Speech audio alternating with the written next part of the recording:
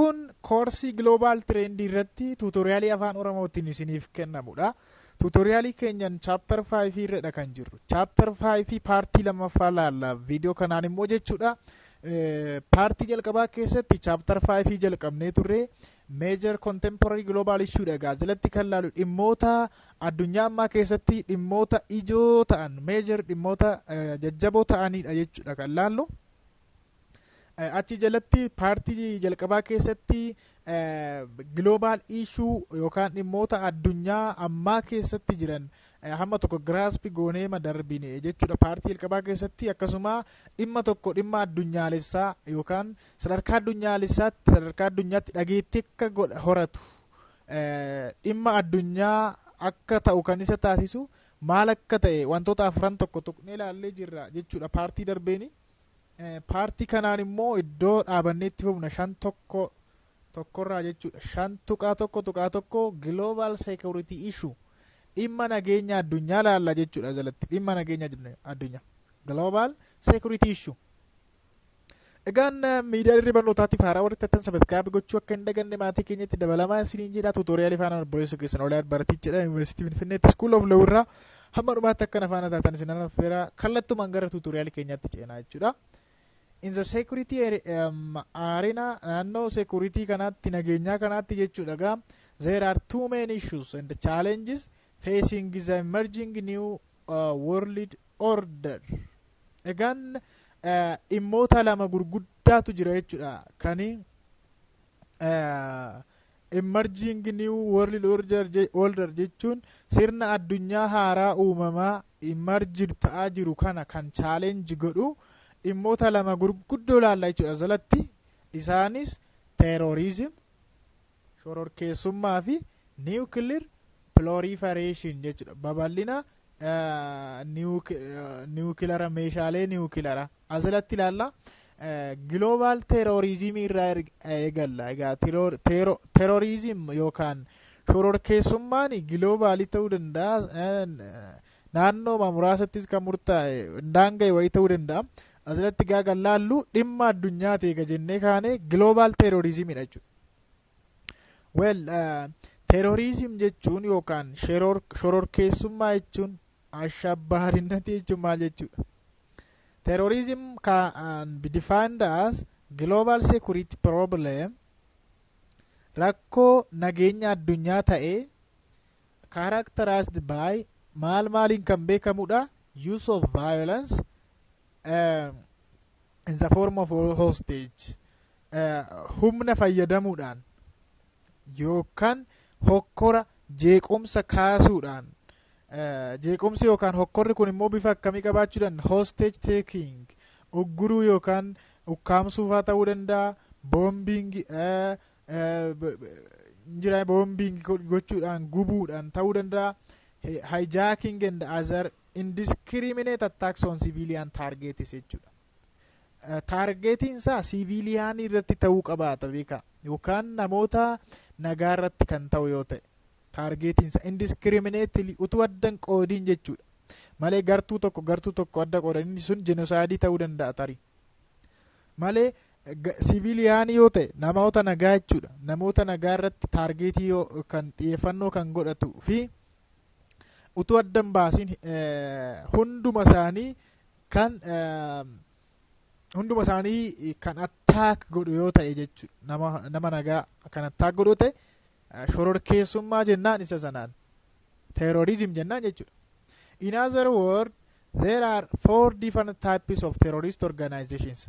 Dhaabbilee shororkeessitoota gosa afurtu jira. Inni jalqabaa left wing terroristiidha. Left wing terroristiidhaan lammaffaa right wing terroristiidha.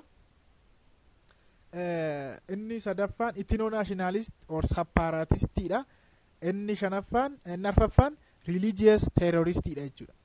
Tokkoon ibsuudhaaf left ring terrorist jechuun warra jijjiirama barbaadan jechuudha.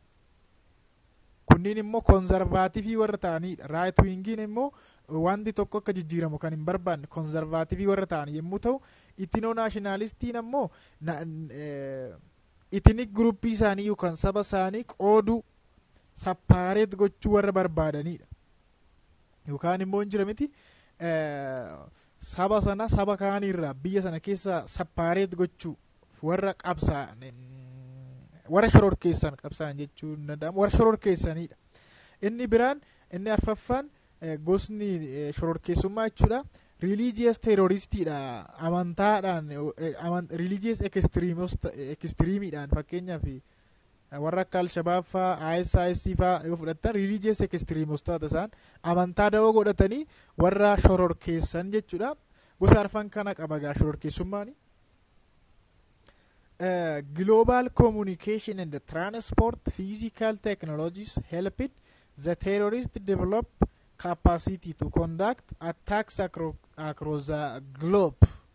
Global communication transporting geejjibnii fi communicationiin addunyaa kun jechuudha. Jara kanaaf haala mijeessuuf jara kana physical technology helped terrorist groupii kana ni jajjabeessu jechuudha. Jarri kun akkamitti jajjabeessu?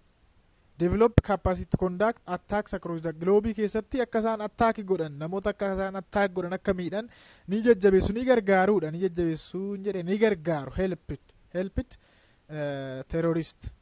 terroristootaaf egaa transportiin geejjibnii fi communicationiin meeshaaleen wal qunnamtii kunniin jechuudha. Meeshaaleen sab qunnamtii isaan meediyaa waan adda addaa jiramini waraana keessattis kan itti gargaaraman bilbila faa ta'uu danda'a. Raadiyoowwan waraana keessatti itti gargaaraman ta'uu danda'a. Isaan kunniin egaa shororkeessitoota kana fi humna ta'uuf jechuudha ni gargaaru jechuudha. However, terrorists have not yet acquired and used radiological,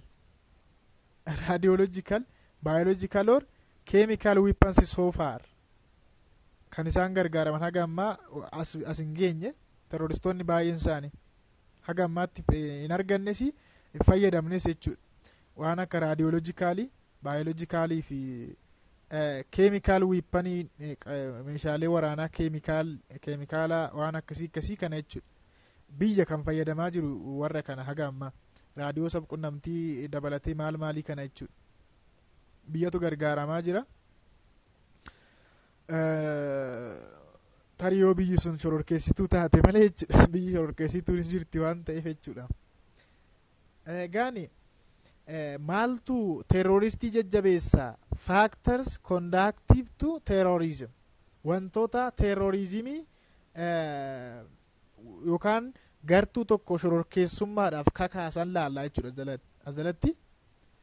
The most widely perceived causes or conductive factors for terrorism are faaktaroota terrorizimii kakaasan yookaan gartuu tokko shororkeessummaadhaaf kakaasan keessa jechuudha. Inni jalqabaa soosho economic causeidha jechuudha. Sababa hawaas diinagdeeti jechuudha. Sababa hawaas diinagdeeti. Soosho economicii yookaan hawaas diinagdee causii kan ta'an keessaa immoo tokko hiyyummaadha jechuudha. Poverty in the sense of economic and political isolation. Poverty hiyyummaa jechuudha. Yoo hiyyooman shororkeessummaadhaaf kaka'uu jechuudha. Amma sababuma hiyyummaatiif garee shororkeessitoota Al-Shabaabis ta'e warra akkasii sanatti kan makaman Boko Haram fa'aa ISIS ta'uu danda'u. Warra akkasitti kan makaman jiru sababuma hiyyummaa isaaniirraa kan ka'e. Ikoonomiidhaan siyaasaan. Political isolationiin ammoo siyaasaan of qoodu jechuudha. Adda of baasu. Feeling of hopelessness abdii kutachuu.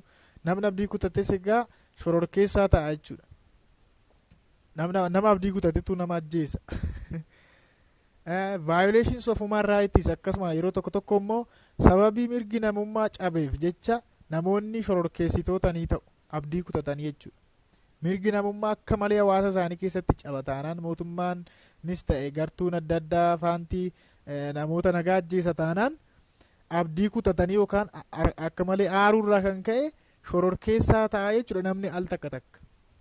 And the lack of democracy provides fertile breeding ground for terrorism.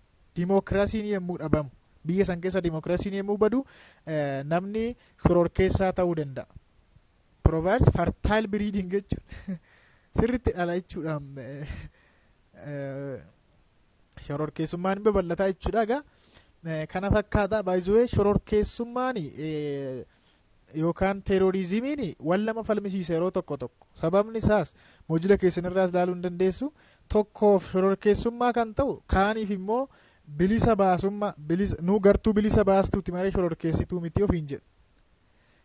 Gartuun kaan immoo shororkeessadhaati ittiin jedha. Isaan immoo nu warra bilisa baastota naashinaalistoota qabsaa'ota malee shororkeessaa miti nu ofiin jedhu.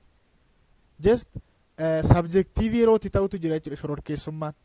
Garuu akka objektiiviitti yoo siviiliyaanii irratti namoota nagaa irratti taargeetii kan godhu yoo ta'e indiskiriimineetii yoo ta'e otoo adda hin baasin maleessa fakkeenyaaf yeroo darbe keessa yaadattoo ta'e TPLF'n mootummaan badhaadhinaa shororkeessitoota jedhanii ture. Isaan immoo uummata Tigraay bilisa baafna adda bilisa baasaa uummata Tigraay nuti ofiin jedhu. Kanaaf tokkoof shororkeessummaa yoo ta'u tokkoof immoo qabsaa'ota yookaan bilisa baastota ta'uu danda'a jechuudha. Political koozii kan ta'an jiru as yoo deebi. Soosho ikonomik koozii yookaan sababa hawaas dinagdee ilaallee jirra. Isaan waan akka hiyyummaa fa'aa political isolation fi hopelessness violation of human rights fa'aadha jennee dimokiraasiin dhabamuu fa'aa. Political koozii sababa siyaasaa immoo kan ta'an jiru. Isaan keessaa legitimate grievances and the failure of government to advocate this problem of terrorismii jajjabeessaa jechuudha. Legitimate grievance jedhamanii mootummaan yommuu aangoo karaa sirrii fudhachuu baate karaa sirrii yoo itti fayyadamuu baate failure of government to advocate address this problem rakkoo yoo furuu dadhabe mootummaan rakkoowwan uumaman rakkoowwan siyaasaa yoo furuu dadhabe mootummumti sunuyyuu immoo aangoo kan argate karaa sirriidhaan miti yoo ta'e shororkeessota ta'uu jechuudha. Namoonni shororkeessota ta'uu danda'u jechuudha. Faaktarii tokkodha kun political faaktaridha jechuudha. Kan biraa lack of democracyidha. Soosho economic faaktarii ma keessa jira innis egaa inni immoo dimokiraasiin yommuu dhabamoo jechuudha biyya san keessaa egaa and the widespread and the systematic violations of human rights contributes to the rise of terrorism jechuudha. Systematic violation of human rights jechuma jechuudha. Karaa qindaa'aa ta'een mirgi namaa yommuu cabu jechuudha. Kanammoo kan godhu yeroo baay'ee mootummaaf haa ta'uu danda'a. Karaa qindaawaa ta'een yookaan immoo gartuu tokko ta'uu danda'a. Karaa qindaawaa ta'een mirga namummaa kan cabsu. Widespread yommuu mirgi namummaa cabu yommuu babal'achaa deemu egaa kunniin terrorizimii yookaan shororkeessummaan ka'uudhaaf sababa ta'uu jechuudha. Sababa ta'uu. Psychological cause'inis immoo jiru. Humiliation jechuudha karaa biraatiin psychological cause or humiliation is another factor conducive to the use of terrorism jechuudha. Types of terrorism gosoota shororkeessummaa laallamee immoo jalatti gosoota shororkeessummaa. Although the types of terrorism tend to overlap yoo walirra aanan overlap wal godhu yoo ta'eyyuu jechuudha. Commonly observed types of terrorism are yeroo baay'ee shororkeessummaa akka armaan gadiitti qooduu hin dandeenya. Garuu yeroo itti overlap tokko tokkorra oolu yookaan overlap wal godhan jiru yeroo tokko tokko. Inni jalqabaa gosti shororkeessummaa domestic terrorismidha jechuudha. Domestic terrorism dhimmi keenya garuu beekaa ishuun keenya global terrorismidha. Isa dhumaa kana jechuudha. Global terrorismii ilaalla jennee kaana mitiire yaa global security dha waan ta'eef. Domestic terrorism jechuma jechuudha. Occurs within the borders of a particular country and is associated with extremist groups jechuudha. Within border of particular country daangaa tokko keessatti kan daanga'edha. Daangaa biyyaa tokko keessatti kan daanga'e fakkeenyaaf Itoophiyaa qofa keessatti Keeniyaa qofa keessatti ta'uu danda'a. akkatti daangaa biyya tokko qofa keessatti kan daanga'e ta'ee associated with extremist groups gartuu finxaaleeyyii jechuudha. Extremist jechuun extremii lamaan irra fiixee lamaan irra qabatanii finxaaleeyyii gartuu finxaaleeyyiidhaan kan wal qabatudha inni kun jechuudha. Inni lammaffaan goostii shororkeessummaa jechuudha. Naashinaal teerorizimiidha.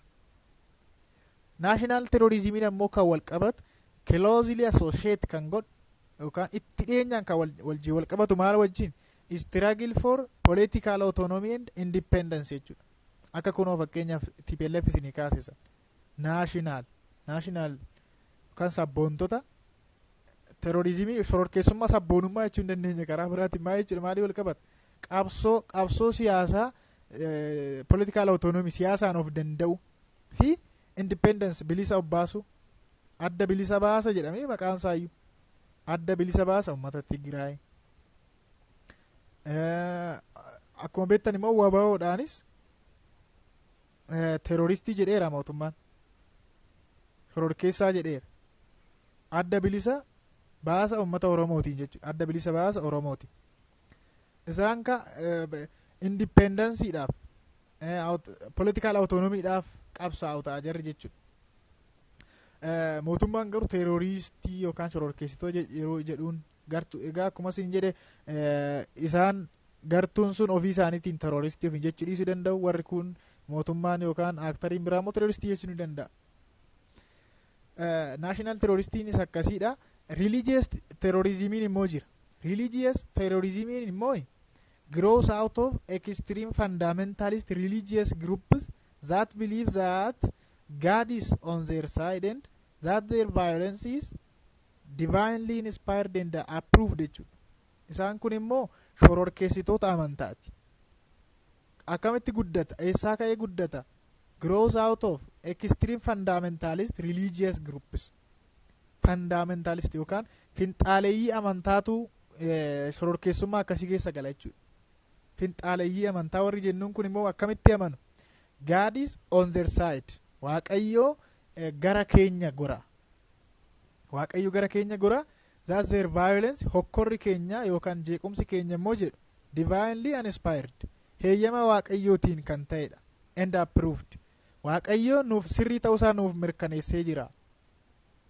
Hokkora nu kaafnu kun waaqayyootu nu gargaara lola kana keessatti waraana kana keessatti jedhanii warra yaadan warra akkasii jechuudha. Warra akka ISIS mataan isaanii akkasumatti fakkaata amantaa musliimaa dawoo godhachuudhaan. Musliimni garuu nama hin qalu nama ajjeesu hin shororkeessu. Warra akka kan biraanillee jechuudha. Hin jiru amantaa dawoo godhatanii kan shororkeessan jechuudha. Global terrorismidha terrorismiin bira. Okay, state terrorism irraan darbe sooriin isa sadaffaan. State terrorism shororkeessummaa biyyaa jechuudha isheen kun immoo. Shororkeessummaa biyyaa. Biyyi shororkeessituu yeroo taatu jira jechuudha. Akkuma isin jedhe ka isheen ofiin shororkeessituudha ofiin jechuu dhiisuu dandeessi. Tokkotu lafumaa ka'ee shororkeessituu taati jedhee itti maxxansuu danda'a. Is a cold qorraa qabbanaa kan ta'edha. Calculatedidha. Baay'ee kan herreeggame systematic kan ta'e jechuudha. Itti yaadamee kan qindeeffame jechuudha. Efficientidha immoo sirritti milkaa'uu dandeessi immoo biyyoo shororkeessituu taate. Extremely destructive form of terrorism. Baay'ee barbadeessaa kan ta'edha gosti terrorizimii yookaan shororkeessummaa kana. Baay'ee decisiveedha bakka. Rizaaltiin isaa baay'ee barbadeessaadha jechuudha. Hamaadha baay'ee gadheedha. Partly because of the overwhelming power at the disposal of government jechuudha. Mootummaan akka barbaade aangootti fayyadamee waan barbaade gochuu waan danda'uuf jechuudha. Akka malee hamaadha kan jenneef. Fakkeenyaaf Ameerikaan egaa biyyoota teeroristiidha jettee liistii jala galchite qabdi. Sarchi godhaa dhaqaati. Biyyi kun shororkeessitoota teerorist status jettee warri liistii jala galchite jirti. Ameerikaan jechuudha liistii jala galfattee jirti. Biyyoota tokko liistii shororkeessummaa jala jiru jechuudha. Inni arfaffaan gosti shororkeessummaa global terrorismidha. Shororkeessummaa addunyaalessaa sadarkaa addunyaatti jechuudha. is partly an outgrowth of the forces of globalization. Kun immoo egaa bu'aa maaliiti jechuudha? Bu'aa globalizationiti. Bu'aa humna globalizationiti jechuudha.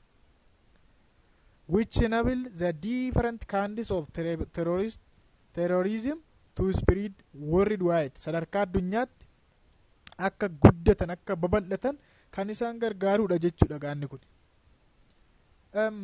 Inni lammaffaa irratti ilaallu nuclear weapons and their proliferationidha jechuudha. Jalqaba irratti terrorism ilaalle maaliif security yookaan nageenya addunyaa kanaaf yaaddessaa wantoota ta'an keessa tokko shororkeessummaadha. Inni lammaffaan nuclear proliferationidha. Babal'ina meeshaalee nuclearaati jechuudha. Amma terrorismii finneerra babal'ina meeshaalee nuclearaa ilaalla jechuudha gammasitti immoo. Fear of nuclear war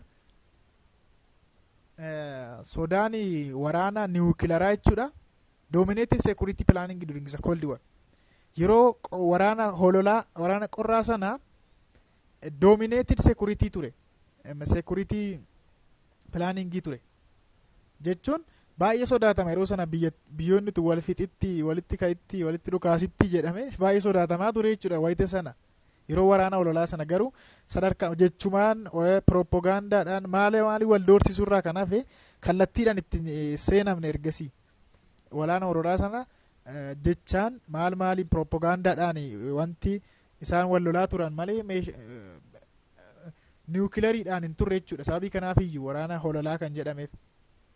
And enhanced security was sought through arms control agreement jechuudha.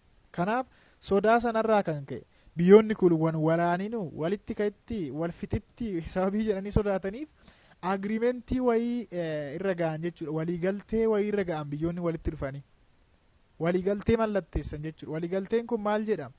Treaty of non-proliferation of nuclear weapon.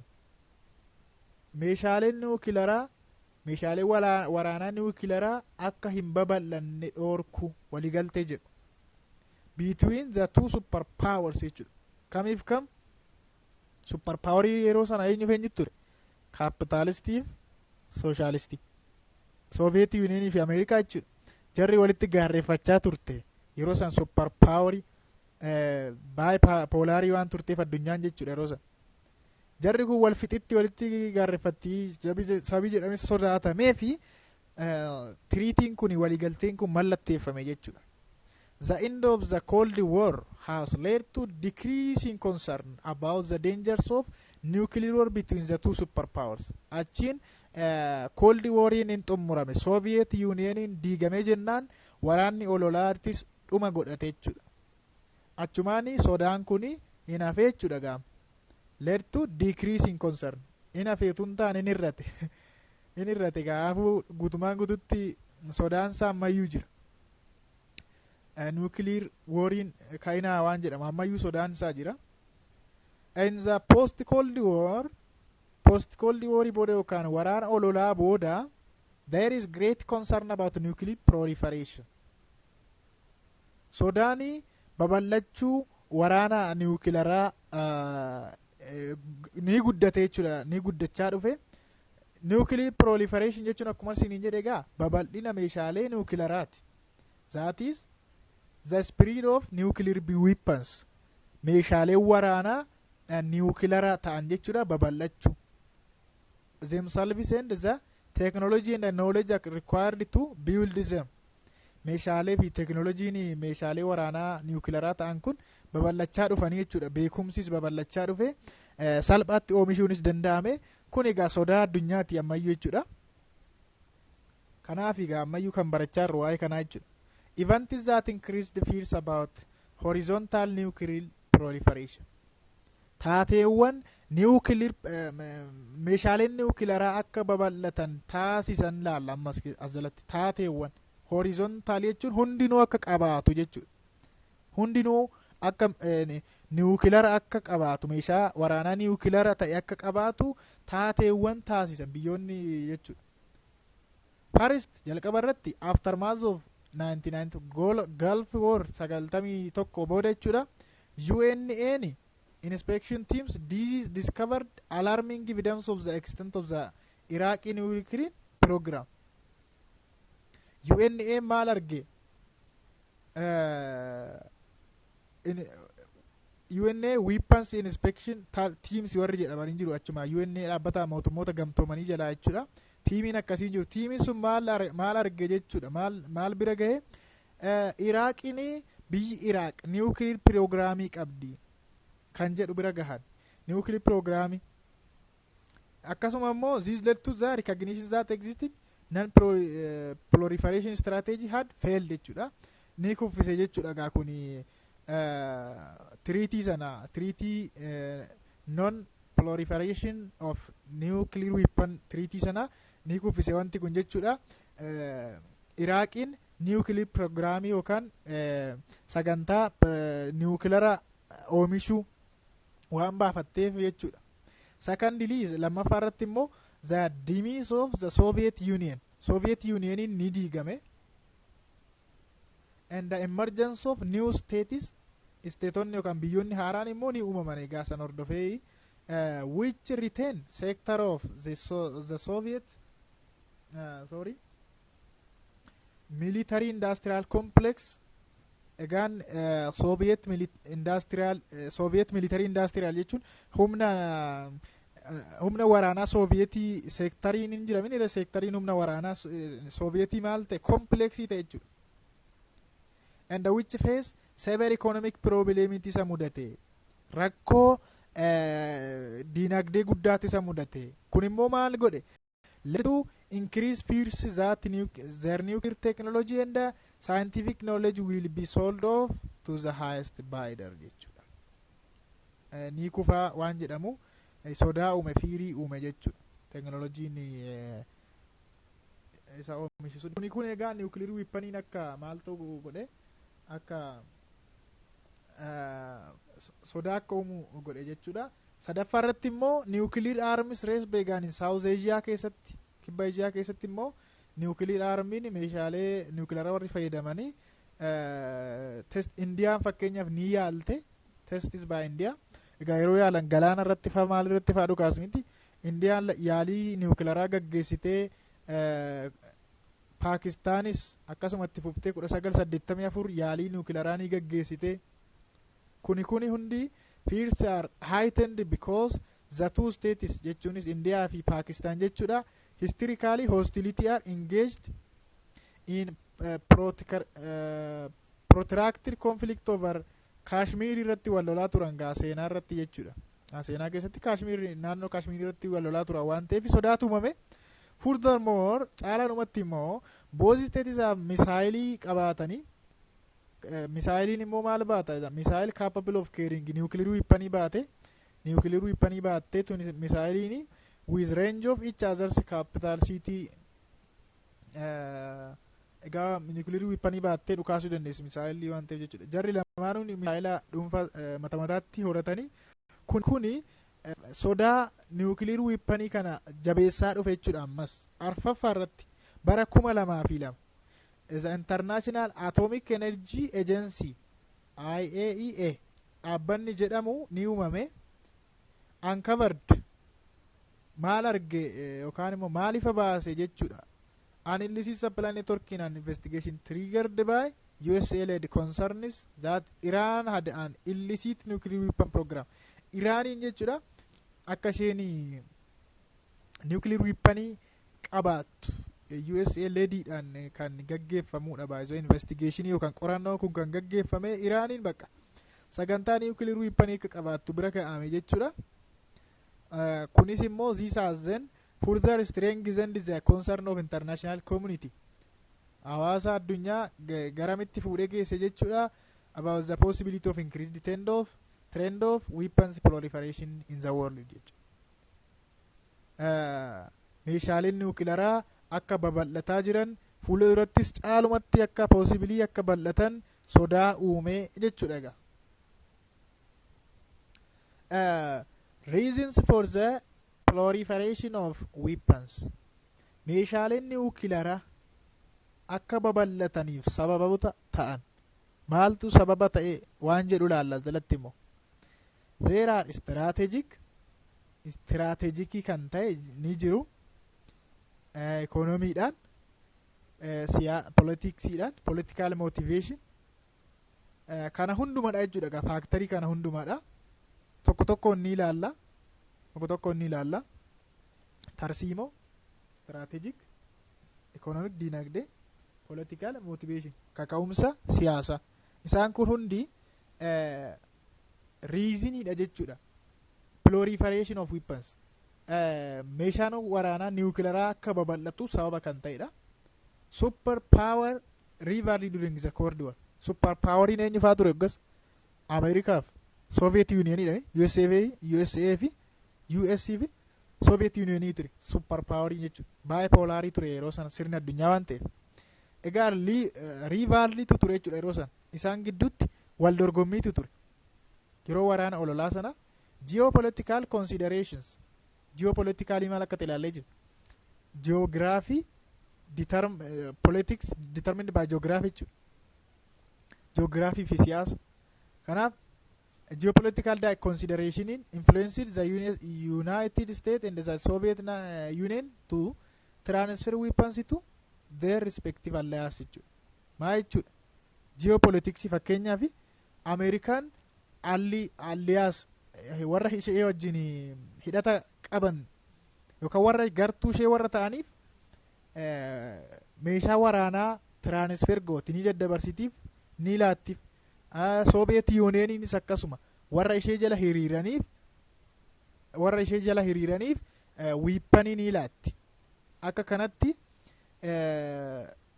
bal'atee jechuudha kun sababa tokkodha sababa ijoo tokkodha for example both the North Atlantic Treaty Organization NATO'n jechuudha NATO'n akkasuma Warsaw Pact kan jedhamu justified the proliferation of weapons in terms of collective self defense NATO'n fakkeenyaaf Ameerikaan keessatti influensii guddaa kan qabdudha dhaabbanni kun North Atlantic Treaty Organization inni jedhamu kun akkasuma Warsaw Pactiinis jechuudha justify godhan bakka proliferation weapanii jechuudha meeshaan waraanaa akka babal'atu sirriidha jedhaniitu mirkaneessan jechuudha maali sababii collective defensiitiif of defense gochuuf of baraaruuf of ittisuuf jechuudha diinni yoo dhufu ofirraa ittisuudhaaf meeshaalee waraanaa qabaachuun meeshaalee waraanaa niwukilarii qabaachuun barbaachisaadha jedhanii justify godhanii jechuudha jarri kun lamaanuu kanaaf warri neetoo jala jirus Warsaw Paaktii warri tiriitiin kunis meeshaalee waraanaa akka babal'achuu qabu walii galame jechuudha military burden sharing kan biraan ammoo maal jechuudha jarri egaa reluctant to engage in direct military confrontation jechuun directly jechuudha military confrontation baay'ee cimaa dhufee jira boo super poweriin egaa yeroo sana Soovietii fi Ameerikaa ture minire kanaaf jecha bardaniitu isaan irra jira jechuudha karaa biraatiin maa jechuudha military burden sharing jechuun warra isaanii ijoollee isaaniitiif loluun yookaan warra isaan jala hiriireef loluun dirqama ture maaliif alliyaansiidha waan ta'eef non alignment illeetu ta'e rakkoon qabu ture kanaaf warra isaan jala jiraniif loluun direct military confrontation kallattumaan gargaarsa waraanaa erguu fi dirqamadha provide weapons jechuun meeshaa waraanaa provide godhuuf ni dhiyeessuu fi technical assistance technicalis ni gargaaru biyyoota isaan jala hiriiran jechuudha army production technology wani waraana meeshaalee waraanaas ta'e humna namaatiin oomishuu danda'an meeshaalee waraanaa oomishuu danda'an yookaan immoo leenjisanii humna namaa geessisuu danda'an provide gochuu kan dhiyeessuun dirqamatti ta'a jechuudha both super poweriin lamaanuu to their alliance isaaniitiif yookaan warra isaan jala hiriiran sanaaf jechuudha so that they could defend themselves kana kan godhaniif immoo ofii isaanii akka defend godhaniif akka ofirraa dhoorkan diina isaanii jechuudha an example of this was the Nixon doctrine kan jedhamu fakkeenya guddaadha Nixon doctrine which supported weapons transfer to Japan, South Korea, Taiwan and other Asian countries jechuudha. Akka Nixon doktoriinitti biyyoonni akka Japan, South Korea, Taiwan fi biyyoonni kan biraan Aasiyaa keessa jiran akka meeshaalee waraanaa akka argatan gargaare sappoorti godhe. Maaliif? Diinota isaanii akka ofirraa eeganiif, akka of defend godhaniif jechuudha. Regional balance of power dha kan biraan. Regional balance of power yookaan madaala aangoo naannoo sanaa eegsisuu jechuudha. Army cells are often defended on the ground that such transfers contribute to regional stability and diminish the likelihood of war jechuudha. Regional baalaansiin akka uumamuuf jechuunis maal jechuudha? Naannoo sanatti stabilitiin yookaan tasgabbiin ni uumama. San booda waraanni hin jiraatu, diminish likelihood of war. Waraanni uumamuudhaaf ni hir'ata jechuudha. Waraanni hin uumamu jedhamee yaadama naannoo sanatti stabilitiin yoo uumame. Kana dhagaa sababa wiippaniin yookaan meeshaa waraanaa akka bal'atu sababa kan ta'e. Kan biraan political, military and economic influence dhammo. Given dhiibbaa akkamiidha? Dhiibbaa siyaasaa, dhiibbaa humna loltummaa fi siyaasaa dinagdee jechuudha. Given the dependence of the United States on petroleum supply from the Middle East in general, akka waligalaatti jechuudha. United Statesin petroleum supply eessaa argatti? Petroleumii Middle East irraa baha giddu galeessaa irraa petroleumii argatti. Kun akka generaalitti, akka particularitti immoo Saudi Arabiyaan particular Saudi Arabiyaa keessaa argatti petroleum jechuudha. Meeshaa waraanaa kan irraa oomishtuudha. Arms transfer are instrumental not only in bolstering these countries security qofa osoo hin taane but also in enabling the United States to gain and maintain access to these countries political, military and economic elites jechuudha. Karaa siyaasaa qofa utuu hin taane, security qofa utuu hin taane, karaa siyaasaa, military akkasuma economic elite akka argattu sababa ta'eefi jechuudha. USA dhaaf eessaa? East Asia, Middle Eastidha. Middle East akka waligalaatti particularly immoo Saudi Arabiyaa keessaa jechuudha. Saudi Arabiyaa keessaa argachuu dandeesseeti. Economies of scale kan biraan sababni biraan many countries export weapon to obtain resource to finance the development and the production of more advanced weapons. Economic of scale jechuun immoo bakka nigdiitti ka'an jechuudha. Daldaluutti ka'an meeshaalee waraanaa kan daldalanii bu'aa irraa argatan sanaan meeshaa waraanaa dabalataa bitachuuf jechuudha. Many country export weapons. Meeshaa waraanaa maal godhu? Export godhu. To obtain resource immoo argatu minire. Resource yookaan maallaqa argatan sanaan immoo maal godhu? To finance the development and the production of more advanced weapons. Meeshaa waraanaa isa caalu, meeshaa waraanaa more advanced kan ta'e yookaan immoo kan fooyya'e jechuudha. Ni oomishu jechuudha maallaqa argatan sanaan, resource argatan sanaan. Self reliance dha kan biraan immoo sababni bira. Of irratti hirkachuu of danda'u jechuudha. Many countries develop their own weapons to preserve or enhance their independence. Biyyoonni baay'een weapons kan isaan oomishaniif ofii isaanii preserve gochuuf, of tursiisuuf, biyya akka biyyaatti akka itti fuftu gochuuf, independence isaanii tikfachuuf jechuudha. Independence isaanii, birmadummaa isaanii, bilisummaa isaanii eegsisfachuuf jecha weapons nuclear weapons horachuutti ka'anii jechuudha. Kan biraan economic factor immoo jiru. Much of global weapon trade is motivated by financial consideration. Daldalaaf jechuudha. Just daldalaaf jechuudha inni kuni. Kana jechuun jechuudha. financial consideration qarshii argachuuf jecha akkasumatti daldalumaaf jecha irraa buufachuuf jecha yeroo itti daldalan jiru.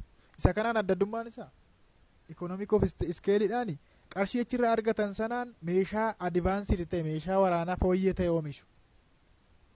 Economic factoriin kan biraan immoo kan jenne sun immoo qarshii achirraa argatan sana bu'aa maafi jechuudha asitti. Qarshii marraa argachuuf jecha qarshii sana waan biraaf oolchuu danda'u ta'e. Kan biraan ethnic conflict yookaan civil war jechuudha walitti bu'insa sabaa fi saba walii waliini wal waraansa walii waliini. Ethnic conflict generate demand for weapon transfers. Meeshaalee waraanaa akka daddarbu akka meeshaalee waraanaa ni barbaachisa kaasitti jechuudha. Kan biraani authoritarian regime dha. Authoritarian regimes mootummoolee abbaa irree jechuudha. Government that rule without the consent of the people generally rely on military force to exercise control. Mootummoonni fedhii uummataa malee abbaa irree jechuun irreedhaan fedhii uummataa malee kan bulchan jechuudha. Uummanni isin barbaadutu jedhuuni giddumaan kan bulchan. Authoritarian regimes warri ta'an jiru. Isaan jechuudha fedhii uummataa konsantii uummataa malee maal irratti hirkatanii military force irratti kontiroolii yookaan to'annoo isaanii sana exercise gochuuf shaakaluuf maal irratti hirkatu humna loltummaa irratti hirkatu waraana irratti hirkatu jechuudha. Humnaan cafaqanii bulchu waan ta'eef kanaaf kun egaa wiippanii yookaan meeshaa waraanaa akka babal'atuu fi sababoota riizinii kan ta'anidha jechuudha. Paartii taanuun isa lammaffaa laalla environmental issue laalla dhimma naannoon laalla paartii kana jalatti security laalle dhimma nageenyaa achi jalatti immoo waa lama laallee terrorizimii fi nuclear proliferation yookaan babal'ina meeshaalee nuclearaa laallee walumaa gala kana fakkaata. Tutoriyaal faanaan obboleessa keessan olii baratiichan ture Yuunivarsiitii Finfinneetti mana barumsaa seeraarraa miidiyaa dirree barnootaa faanaa olii taasisan sabiskiraayib gochuudhaan maatii keenyatti dabalaboo akka hin daganne wayita taanutti immoo wal argina nagaan naa tura saba qashtii saba jaalalaa saba garraamii sinan jaaladha. Ciao bye.